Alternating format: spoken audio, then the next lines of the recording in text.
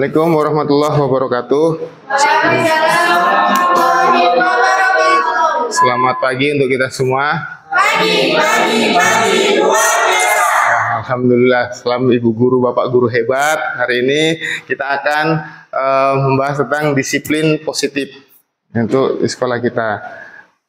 Pengertian dari disiplin positif. Disiplin positif merupakan salah satu cara penerapan budaya positif yang bertujuan untuk menumbuhkan kesadaran serta memberdayakan murid untuk melakukan sesuatu tanpa sogokan, ancaman maupun hukuman. Jadi namanya disiplin positif itu sebuah budaya yang nanti akan kita biasakan bersama-sama di lingkungan sekolah tempat kita mengajar. Bagaimana sesuatu itu berlaku tanpa adanya sogokan, tanpa harus ada tekanan atau ancaman yang kita berikan, ataupun hukuman yang membuat mereka merasa tidak nyaman. Selanjutnya, apa sih pengertian dari disiplin itu? Nah, kata disiplin sering juga dihubungkan dengan hukuman. Kira-kira Bapak Ibu sekalian, apa yang kita pahami tentang disiplin? Ada yang pernah ini Bu, Pak Ibu? Ini dia, disiplin. Kata disiplin berasal dari bahasa Latin, yaitu disciplina, yang artinya belajar. Nah, ternyata disiplin itu artinya malah belajar, Bu ya. Selama ini kita pahami disiplin itu berarti harus tertib, harus taat, ya, tepat waktu, sesuai dengan diinginkan. Ternyata disiplin artinya belajar. Atau kata lain, disiplin juga berasal dari akar kata yang sama dengan disciple, yaitu artinya murid atau pengikut. Sebenarnya pengikut kalau dalam bahasa pendidikannya menjadi sebuah murid. Jadi disiplin itu juga menjadi pengikut. Disiplin positif yang harus kita terapkan itu ada beberapa ya Bapak Ibu sekalian. Yang pertama itu adalah nilai kebajikan universal. Nah, apa itu nilai kebajikan universal? Nanti akan kita bahas berikutnya. Nah, selanjutnya ada teori motivasi, hukuman, dan penghargaan, serta restitusi. Ini bagian-bagian dari penerapan disiplin positif yang akan kita lakukan. Keyakinan kelas. Nah, mungkin Bapak Ibu sekalian sudah buat ya keyakinan kelas di kelas masing-masing. Nah, jadi nanti ada kesepakatan kelas, ada keyakinan kelas. Jadi yang kita sepakati di awal, nanti kita rubah menjadi bahasa-bahasa yang positif, itulah menjadi keyakinan kelas yang kita akan gunakan. Selanjutnya ada kebutuhan dasar manusia dan dunia berkualitas. Jadi ini kebutuhan dasar manusia ini akan mempengaruhi pola perilaku dari manusia tersebut, khususnya murid di tempat kita mengajar. Nah, yang berikutnya adalah 5 posisi kontrol. Jadi 5 posisi kontrol ini lebih kepada penekanan karakter kita sebagai seorang guru atau pendidik. Yang terakhir yaitu restitusi, yang sering disebut dengan metode segitiga restitusi. Nah, jadi dari beberapa disiplin positif, inilah tahapan-tahapan atau beberapa hal yang bisa kita terapkan untuk menerapkan budaya positif tersebut. Nah, sekarang kita lihat nilai kebajikan universal. Nilai-nilai kebajikan universal itu yang terutama, yang termaktub yaitu profil pelajar Pancasila. Ya, ada berapa nilai profil pelajar Pancasila? Nah, ada 6 ya Bapak Ibu. Saya yakin pasti Bapak Ibu semua masih ingat ya, karena ini juga termasuk program kegiatan yang pasti kita lakukan dalam kegiatan Merdeka Belajar. Selanjutnya ada Ibu Primary Years Programs atau disingkat PYP. Itu ada banyak poin-poin dari Ibu ya, termasuk nanti toleransi, rasa hormat, integritas, mandiri, menghargai, antusias, empati, keingintahuan, kreativitas, kerjasama, percaya diri, komitmen. Itu bagian dari Ibu Primary Years Program. Nah, selanjutnya ada 9 pilar karakter. Nah, itu dikutip dari Indonesian Heritage Foundation atau IHF. Ya, 9 pilar itu salah satunya cinta Tuhan dan segenap ciptaannya. Berarti bagaimana kita tetap beribadah kepada Tuhan dan saling menghargai dengan sesamanya. Kejujuran, amanah, diplomatis, hormat dan santun, dermawan, suka menolong, gotong royong, dan beberapa bagian yang lain sampai nanti ke toleransi. Ini adalah 9 pilar dari karakter. Selanjutnya, petunjuk seumur hidup dan keterampilan hidup. Ya, lifelong guru.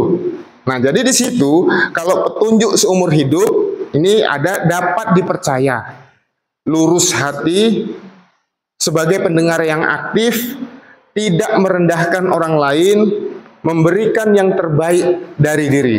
Itu petunjuk seumur hidup. Nah, kalau keterampilannya bagaimana? Keterampilan seumur hidup adalah peduli, penalaran, bekerja sama, berani, keingintahuan, usaha, keluasan, fleksibilitas, sampai nanti tanggung jawab dan persahabatan. Jadi ada banyak poin-poin yang terkandung di dalam petunjuk seumur hidup tersebut.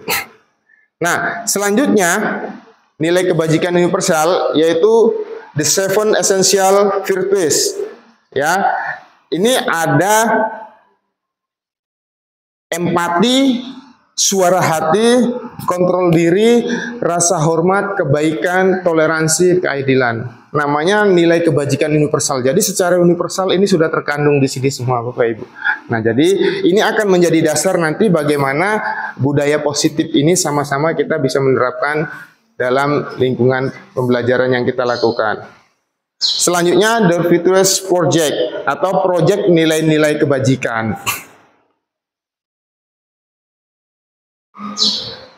Nah, poin yang berikutnya tentang disiplin positif yaitu teori motivasi hukuman dan penghargaan restitusi. Yang pertama itu yang sering terjadi ya Bapak Ibu sekalian, ini jika teori hukuman dan penghargaan itu terjadi, biasanya ada rasa yang muncul dalam diri anak. Misalnya, mengapa mereka melakukan itu? Yang pertama karena untuk menghindari ketidaknyamanan atau hukuman. Jadi anak-anak itu taat karena apa? Karena memang munculkah dorongan hati atau hanya untuk menghindari ketidaknyamanan? Seperti itu ya Bapak Ibu. Atau hanya menghindari supaya tidak dihukum. Nah, ini sudah pasti terjadi. Selanjutnya, mengapa mereka melakukan hal tersebut? Untuk mendapatkan imbalan atau penghargaan dari orang lain. Ya, sama halnya dengan kita juga melakukan sesuatu karena akan mendapatkan imbalan atau penghargaan. Begitu juga anak, apakah motivasi yang muncul untuk melakukan kegiatan-kegiatan yang baik tersebut hanya untuk mendapatkan imbalan atau penghargaan dari orang lain? Selanjutnya yang ketiga, untuk menjadi orang yang merdeka. Untuk orang yang mereka inginkan dan menghargai diri sendiri dengan nilai-nilai yang mereka percaya. Sebenarnya hal yang terbaik ini bagaimana terwujud dengan poin yang ketiga tersebut. Jadi bagaimana untuk menjadi orang-orang yang mereka inginkan dan menghargai diri sendiri dengan nilai-nilai yang mereka percaya. Nah, selanjutnya bagaimana penerapannya? Ada pengaruh jangka pendek dan jangka panjang. Penghargaan sebenarnya tidak efektif. Penghargaan itu dapat merusak hubungan. Penghargaan dapat mengurangi ketepatan. Penghargaan menurunkan kualitas. Penghargaan itu menghukum. Motivasi yang baik adalah motivasi intrinsik. Jadi selama ini Bapak Ibu sekalian, kita beranggapan bahwasanya dengan memberi penghargaan kepada murid itu adalah langkah utama untuk memberi motivasi kepada mereka. Ternyata itu adalah miskonsepsi dalam penerapannya. Saat anak kita beri penghargaan, saat anak kita motivasi dengan motivasi eksternal berupa reward, saat kita tidak memberikan reward lagi atau penghargaan, maka anak tersebut akan turun nilai kreativitasnya. mereka tidak akan efektif. Maka saat mereka juga tidak mendapatkan penghargaan lagi, mereka menganggap, ah, bapak itu, ibu ini sudah nggak peduli dengan saya. Rusak hubungan yang terjadi antara kita dan murid. Kualitasnya juga kurang baik. Nah, jadi ternyata penghargaan ini langkah yang selama mungkin kita pernah menerapkan, ini adalah miskonsepsi dalam penerapan membangkitkan semangat untuk anak. Jadi bagaimana anak itu bisa termotivasi saat motivasi itu munculnya secara intrinsik, ya, munculnya dari dalam hati, bukan dari eksternal. Nah, selanjutnya kita perlu buat keyakinan kelas. Saya yakin Bapak Ibu sekalian sudah melakukan, atau mungkin baru dengar. Saya yakin tidak mungkin baru dengar, pasti sudah pernah merasakannya, Bu, ya. Sekarang dengan bahasa yang ada adalah keyakinan kelas. Kenapa? Keyakinan kelas adalah bersifat lebih abstrak dari peraturan yang lebih rinci dan konkret. Itu untuk keyakinan kelas. Kalau dulu mungkin Bapak Ibu sekalian kita buatnya peraturan kelas. Ya, kalau peraturan berarti sifatnya satu arah, mengatur. Tetapi kalau keyakinan, sebuah peraturan yang kita diskusikan bersama, kita yakini dalam kelas tersebut, dalam sekolah tersebut, sama-sama kita yakini, maka itu akan kita sepakati untuk mewujudkan dan melaksanakan dalam kebersamaan. Dan keyakinan kelas ini nanti akan kita bentuk dengan bahasa yang mudah diingat, mudah dipahami, mudah untuk dilaksanakan. Dan saat bentuknya sebuah keyakinan, dia tidak bersifat menghukum. Kalau peraturan sifatnya akan menghukum untuk anak-anak kita, seakan-akan dia harus menghindari supaya tidak kena hukuman. Berikutnya, keyakinan kelas berupa pertanyaan-pertanyaan universal. Jadi pertanyaan yang umum yang mudah kita ingat bersama-sama, baik guru maupun murid-muridnya nanti di dalam kelas ataupun dalam lingkungan sekolah. Pernyataan keyakinan kelas senantiasa dibuat dalam bentuk positif. Jadi misalnya saat kita buat kesepakatan kelas, jangan buang sampah sembarangan. Nanti dalam bentuk positifnya menjaga kebersihan. Jadi hanya bahasa, tapi ini nanti mengandung makna yang berbeda untuk diyakini bersama. Jangan datang terlambat. Mungkin kita rubah dengan kalimat datang tepat waktu. Nah, inilah nanti yang akan kita gunakan.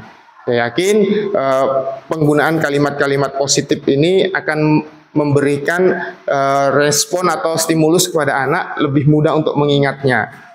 Dan tidak merasa mereka akan dihukum dengan apa yang mereka lakukan. Keyakinan kelas hendaknya tidak terlalu banyak, sehingga mudah diingat dan dipahami oleh semua warga kelas. Ya, kalau keyakinan kelasnya nanti sampai penuh, Bapak Ibu sekalian, nanti kita buat pakai spanduk, misalnya pakai kertas karton, penuh, sampai seperti Al-Quran 3 juz gitu kan. Saya yakin mereka justru bukan malah ingat, malah bingung, banyak kali harus dibaca, diikuti kan gitu. Jadi bagaimana kita merancangnya bersama-sama kepada anak di dalam kelas. Keyakinan itu sama-sama kita rancang dan tidak terlalu banyak, tetapi sudah mewakili semua aktivitas yang akan dilakukan di dalam kegiatan pembelajaran. Selanjutnya, keyakinan kelas sebaiknya sesuai sesuatu yang dapat diterapkan di lingkungan tersebut. Karena kadang-kadang beda tempat pasti akan beda keyakinan yang bisa kita terapkan. Ya kan? Berkapan? Takutnya orang gini-gini nggak terekam pula kan. Nah, berikutnya untuk keyakinan kelas, semua warga kelas hendaknya ikut berkontribusi. Jadi untuk membuat keyakinan kelas, kita harus libatkan semuanya dalam pembuatan keyakinan kelas lewat kegiatan curah pendapat. Jadi nanti Bapak Ibu, ini sekedar sharing, saya bukan mengajari, saya yakin Bapak Ibu sekalian sudah pernah membuatnya. Jadi nanti kita buat bagaimana anak yang ada di dalam kelas semua mencurahkan pendapat untuk membuat keyakinan kita bersama. Di situ akan terlihat mereka berikut serta dalam menggagas hal-hal yang kita yakini dalam kegiatan tersebut. Jadi sepertinya keyakinan kelas ini akan menggeser dari pemahaman yang selama ini peraturan kelas, kan? Terus sampai kepada kesepakatan kelas, dan saat ini kita gunakan keyakinan kelas. Karena dengan kalimat-kalimat positif tadi, ini akan lebih mudah, anak tidak akan terancam, tidak menghindari dari hukuman atau hal-hal yang mungkin membuat mereka merasa tertekan dan tidak nyaman.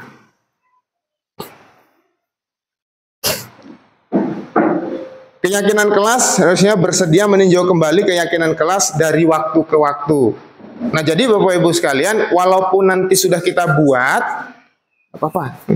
walaupun sudah kita buat, nanti ada jenjang waktu tertentu kita rubah keyakinan. Misalnya, entah 2 bulan atau 3 bulan kemudian, atau mungkin 1 semester. Tergantung nanti situasi kondisional dalam pelaksanaan kegiatan yang kita lakukan. 5 kebutuhan dasar manusia. Kita sampai ke 5 kebutuhan dasar manusia. Bapak Ibu sekalian, jadi 5 kebutuhan dasar ini adalah hal penting untuk memahami karakteristik siswa, kenapa mereka melakukan hal tersebut. Nah, berikut ada 5 kebutuhan dasar. Yang pertama itu kebutuhan untuk bertahan hidup. Ya, setiap manusia pasti membutuhkan untuk bertahan hidup. Selanjutnya, cinta dan kasih sayang. Bagaimana mereka akan merasa diakui dalam lingkungannya, merasa dicintai dan disayangi di dalam suatu kelompok mereka berada. Selanjutnya, penguasaan. Setiap orang ingin melakukan sesuatu, akulah mempunyai hak atas hal tersebut. Kebebasan akan terkait dengan bebas untuk melakukan tanpa ada paksaan, tanpa ada hukuman. Tetapi bukan berarti bebas itu tidak menggunakan aturan. Tetap ada aturan, tetapi tidak terikat yang harus membuat ketidaknyamanan. Selanjutnya, kesenangan.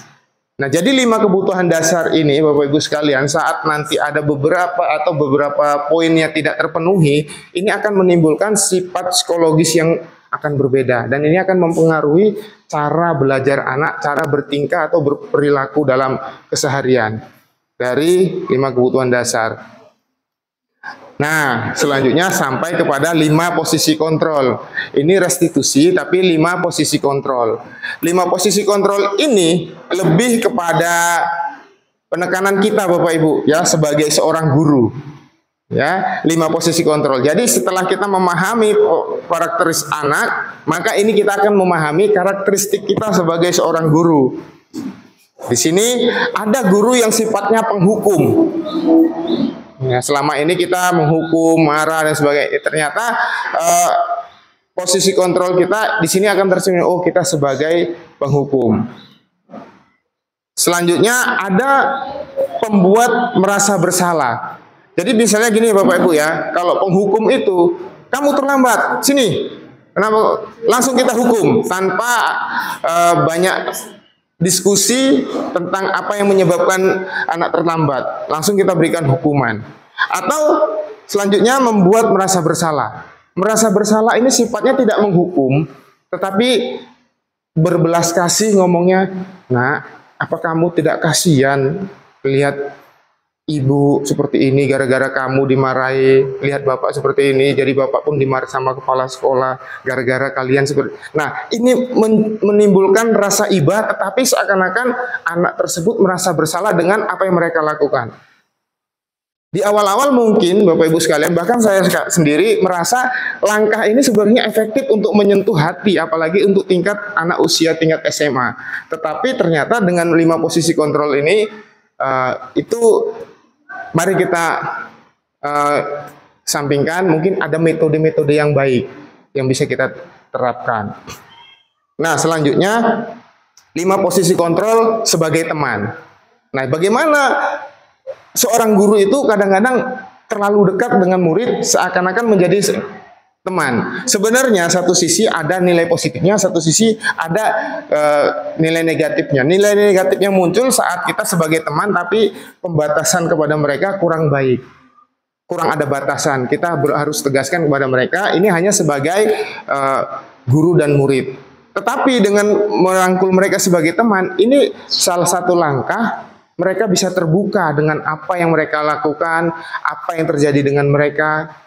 Ya, walaupun langkah menjadi teman dengan mereka tidak semuanya kita bisa. Bahkan selama ini saya sering merasa murid itu sebagai teman untuk dalam menyelesaikan permasalahan. Tapi nanti ada hal-hal tertentu yang memang tidak efektif, tapi ada juga yang efektif bisa kita gunakan. Nah, selanjutnya ada sebagai pemantau. Ada guru yang sifatnya sebagai pemantau, hanya melihat, ya, melihat, habis itu instruksi. Itu ya seperti ini, dan seperti itu. Nah, ini kan hanya sebagai pemantau. Baiknya bagaimana kita juga sebagai guru bisa ikut terjun ke sana, ikut melaksanakannya. Nah, posisi yang terakhir adalah sebagai manajer. Nah, bagaimana sebagai manajer ini adalah posisi yang kontrol yang baik, dan ini yang kita harapkan. Bagaimana kita bisa memanage anak-anak, bisa menggerakkan mereka dengan cara mereka tidak merasa terbebani, mereka merasa senang, dan mereka terasa terbimbing dengan cara-cara yang kita lakukan tersebut. Ini 5 posisi kontrol yang perlu kita pahami. Di manakah posisi kita sekarang? Nah, hanya kita yang bisa menjawab. Mau menjadi yang bagaimanakah kita nanti? Nah, bagaimana kita nanti bersikap kepada anak? Nah, inilah ada 5 posisi kontrol yang sudah kita pahami. Nanti sama-sama jika kita berkenan, kita buat sesi khusus membahas 5 posisi kontrol, kita ulas satu persatu. Ini sebenarnya lebih asik sebenarnya Bapak Ibu sekalian. Tapi kalau kita habiskan di sini, waktunya nggak dapat nanti. Nah, yang terakhir yaitu segitiga restitusi. Ini lagi ramai sekarang Bapak Ibu sekalian. Segitiga restitusi ini bagaimana untuk menyelesaikan suatu masalah. Jadi restitusi itu sebuah proses menciptakan kondisi bagi murid untuk memperbaiki kesalahan. Jadi yang memperbaiki kesalahan itu murid sendiri, mereka. Sehingga mereka bisa kembali pada kelompok mereka dengan karakter yang lebih kuat. Jadi saat memperbaiki kesalahan mereka, tapi dari mereka sendiri. Bukan kita yang harus memaksa-maksa sehingga mereka harus berbuat menjadi yang lebih baik. Berikut langkah restitusi, ya Bapak Ibu. Dasar utama restitusi itu ada 3, karena bentuknya segitiga. Mungkin kalau Pak Saud Juli Helmuan, guru matematika, paham ini kan, karena segitiga gitu Pak ya. Nah, langkah awal itu yang pertama menstabilkan identitas. Ya, menstabilkan identitas. Setiap orang pasti pernah melakukan kesalahan. Jadi saat ada suatu permasalahan anak terjadi, ya kita bisa tanya, memang setiap orang bisa pernah melakukan kesalahan. Kamu bukan satu-satunya orang yang melakukan hal ini. Nah, ini kan kita stabilkan dulu emosi dari anak kalau kita menghadapi mereka. Nah, saat mereka sudah stabil, merasa kita sudah satu arah, kalau anak sekarang ngomongnya sudah satu circle, satu frekuensi katanya gitu kan, maka kita validitas tindakan yang salah. Bagaimana tindakan yang salah? Kamu tentunya punya alasan mengapa melakukan itu. Nah, jadi kita tanya, pasti kamu punya alasan kenapa melakukan itu. Padahal kamu bisa loh melakukan yang lebih dari ini. Nah, itu kan pertanyaan untuk validitasnya. Tapi, kan, apakah ada cara yang efektif yang mendapatkan apa yang kamu butuhkan? Jadi langkah ini untuk memvalidasi seakan-akan kita mengiyakan, tapi sebenarnya kita mengarahkan bagaimana mereka supaya berpikir mencari solusi. Saat itu sudah kita lakukan, baru kita kembali ke keyakinan kelas yang sudah kita sepakati tadi, yang kita sudah yakini. Kira-kira keyakinan kelas apa yang telah kita sepakati dari apa yang mereka anak lakukan. Dia akan berpikir, akan menggali dari keyakinan kelas yang diingat. Apa ya yang kita buat? Apa yang sudah kita sepakati? Melanggar enggak ya dengan apa yang kita lakukan? Nah, jadi setelah itu bisa kita tanya lagi, kamu ingin menjadi orang yang seperti apa? Atau ini hanya sebagai pertanyaan contoh, nanti untuk melatihnya Bapak Ibu sekalian, kita tetap harus berlatih. Karena saya sendiri sudah pernah coba seperti ini, toh juga hasilnya tidak seperti alur yang seperti yang sudah kita paparkan. Tetapi ini perlu kita latih, Pada dasarnya tidak semua masalah bisa diselesaikan dengan restitusi, tapi restitusi efektif untuk menyelesaikan suatu masalah tertentu. Karena banyak permasalahan-permasalahan lain yang bisa digunakan dengan metode penyelesaian. Nah, inilah dari beberapa budaya-budaya positif yang perlu kita terapkan ya disiplinnya untuk murid-murid kita, untuk kita juga sebagai Bapak Ibu guru.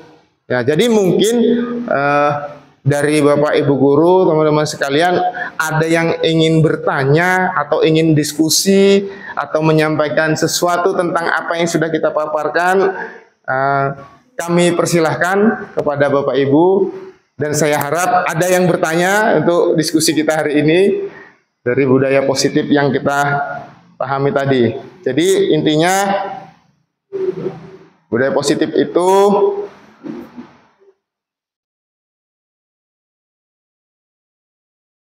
ada 6 Bapak Ibu ya sekalian.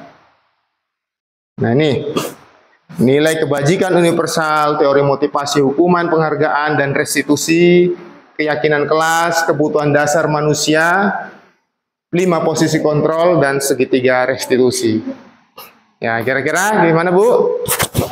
Ya silakan Bu. Baik, terima kasih.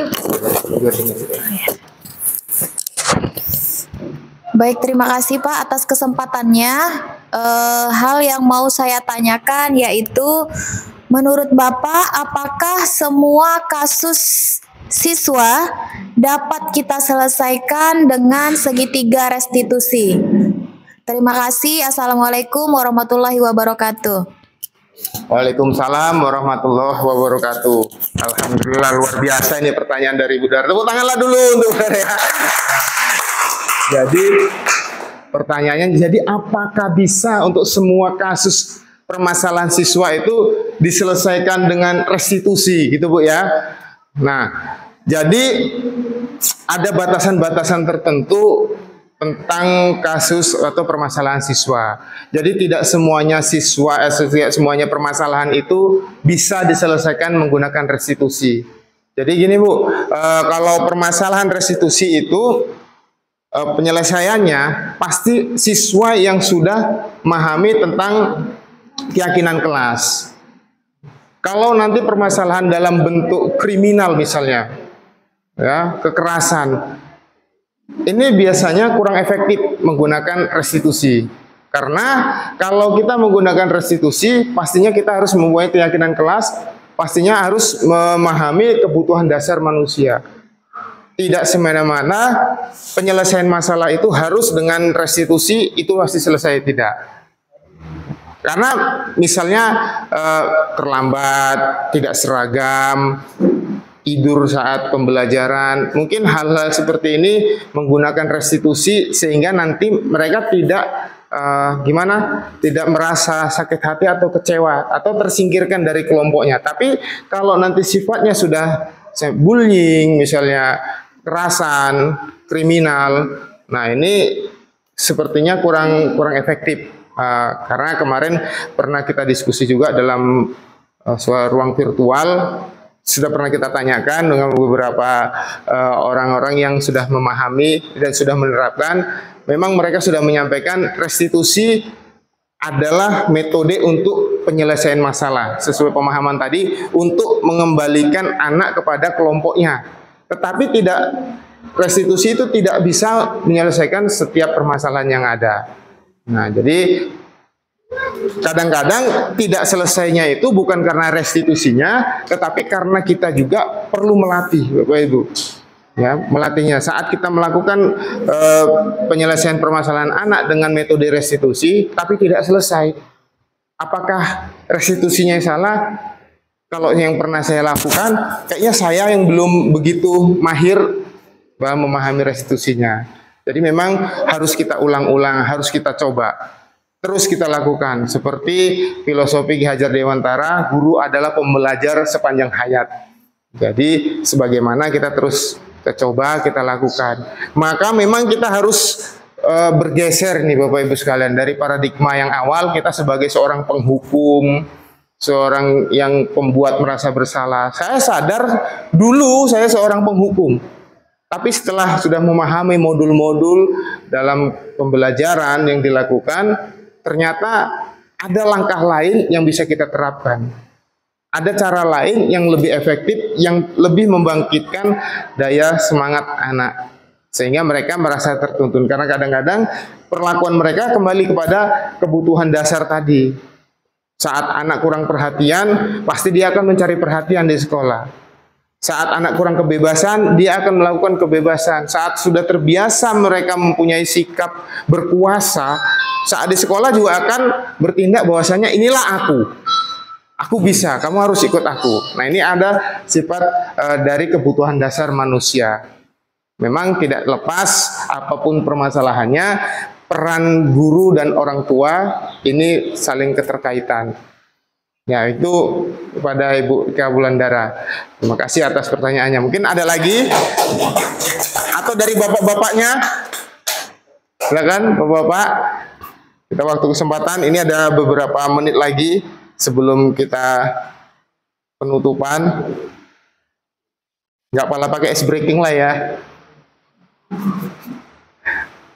Karena sudah enjoy semua. Ada dari bapak-bapaknya?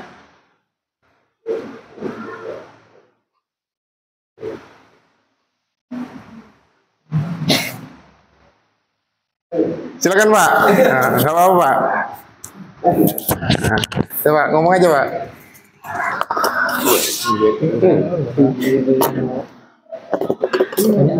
Apa yang segitiga restitusi. Izin Pak. Sebenarnya saya masih kurang paham bagaimana cara penerapan segitiga restitusi tadi Pak. Jadi boleh Bapak sampaikan bagaimana lah, apalagi saya sebagai guru baru di sini kan. Jadi tentunya saya perlu banyak belajar nih Pak, bagaimana cara menerapkannya itu. Terima kasih Pak. Terima kasih kepada Pak Reza, luar biasa pertanyaannya, Pak ya. Jadi sedikit Pak ya, kita ulang lagi. Restitusi ini, segitiga restitusi itu adalah langkah untuk menyelesaikan masalah. Langkah tersebut ada 3 tahapan, yaitu menstabilkan identitas. Maksudnya stabilkan identitas itu bagaimana saat anak bermasalah emosinya kita reda dulu, kita redam. Selanjutnya validitas tindakan yang salah. Validitas tindakan yang salah itu seperti tindakan sosial. Kita berempati dengan dia seakan-akan kita ini sudah masuk dengan dia. Kita sudah sepemahaman dengannya. Saat mereka beranggapan kita sudah satu jalur, pasti mereka akan lebih mudah untuk meluapkan, menceritakan keluh kesahnya. Nah, saat mereka sudah menerima apa yang sudah kita sampaikan, maka kita tanyakan ke keyakinan, menanyakan keyakinan. Keyakinan apa yang dia pahami untuk keyakinan positif. Misalnya keyakinan kelas yang sudah dibentuk.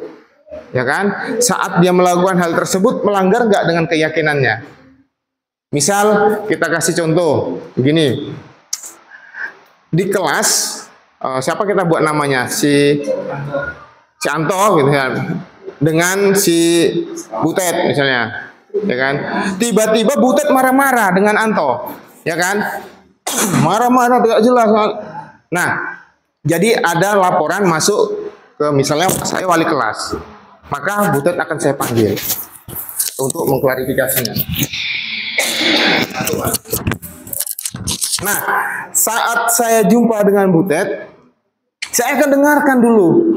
Dia bercerita, "Cuman saya nggak marah Bu, Pak. Saat saya belajar mengerjakan tugas, capek-capek saya berpikir ngerjain, tapi si ini tinggal mencontek, misal melihat, udah gitu recok di dalam kelas dan sebagainya." Kan kita dengar dulu, ya kan? Jadi terpaksa lah Bu, Pak, saya marah, saya pukul meja itu supaya dia nggak mengganggu saya, nggak mencontekkan. Itu kan mungkin laporan dari Butet.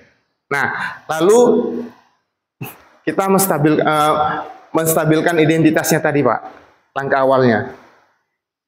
Setiap orang, nah itu mungkin ini contoh, mungkin dengan bahasa yang lain nanti tinggal latihan kita kan Pak. Setiap orang pasti pernah melakukan kesalahan, ya kan gitu kan. kamu bukan satu-satunya yang melakukan hal tersebut sampai kamu marah-marah. Iya Bu, iya Pak, kan mungkin tergantung siapa gurunya kan nanti ya.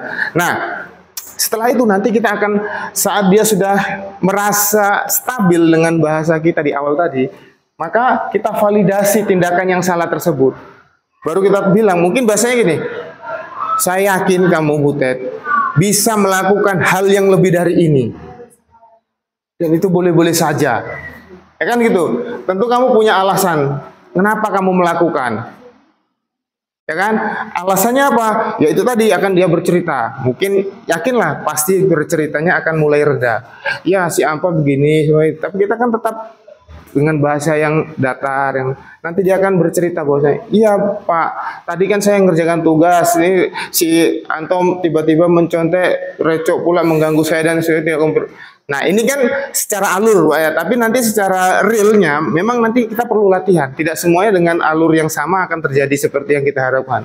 Nah saat dia sudah bercerita, adakah cara yang lebih efektif untuk mendapatkan apa yang kamu butuhkan, apa yang kamu inginkan, apa yang kamu mau dengan kejadian itu? Kan dia akan bercerita. Artinya mereka sendiri yang akan berpikir cara untuk penyelesaian masalahnya. Nah setelah mereka sudah reda bercerita, baru kita kembali kepada keyakinan kelas. Kamu tahu nak, yang kamu lakukan itu kira-kira, nah kan itu kan, atau keyakinan kelas apa yang sudah disepakati yang tidak sesuai dengan kamu lakukan. Dia kan kamu berpikir, iya Pak, harusnya saya menghargai sesama teman. Ya kan, inilah restitusi tadi, meredakan keyakinan tadi. Kamu ingin menyelesaikan masalah ini dengan cara apa kira-kira? Ya mungkin saya akan meminta maaf. Itu kan nanti akan meredakan mereka. Dan ini tidak hanya sebelah pihak baiknya. Mungkin Butetnya, nanti bergantian si Antonya kita akan tanya dengan itu. Tapi ingat, dalam restitusi itu nanti pastikan untuk diskusinya di ruangan yang tidak terlalu banyak melihat. Kalau bisa cukup kita berdua dengan dia. Supaya rasa percaya dirinya itu lebih muncul dan dia bisa kembali kepada kelompoknya lagi dalam situasi sosial yang tidak terganggu. Nah itu langkah restitusi. Nah itu kan langkah sebagai contoh Bapak Ibu sekalian. Nanti penerapannya tinggal kita untuk berlatih terus menerus berulang-ulang. Bagaimana saat pelatihan penerapan restitusi itu bisa kita laksanakan sesuai dengan kebutuhan-kebutuhan yang ada di lapangan sampai kita terlatih sampai mencari. Jadi sebenarnya restitusi ini menurut yang saya pahami kita sudah pasti paham ini bisa diselesaikan. Tinggal saja nanti bagaimana langkah kita mengolah bahasa, mengolah kalimat dengan bahasa-bahasa yang ada. Ya mungkin karena waktu juga. Terima kasih kepada Bapak Ibu guru hebat hari ini atas kesempatannya untuk bersama-sama kita berdiskusi tentang disiplin positif, positif ya dari beberapa yang sudah kita diskusikan. Mudah-mudahan ini bisa kita terapkan dalam lingkungan belajar kita, dalam pembelajaran, bermanfaat untuk diri saya sendiri khususnya dan bermanfaat untuk Bapak Ibu sekalian dan semoga ini menjadi keberkahan untuk kita semua. Ya. Saya akhiri, wabillahi taufik wal hidayah, wassalamualaikum warahmatullahi wabarakatuh.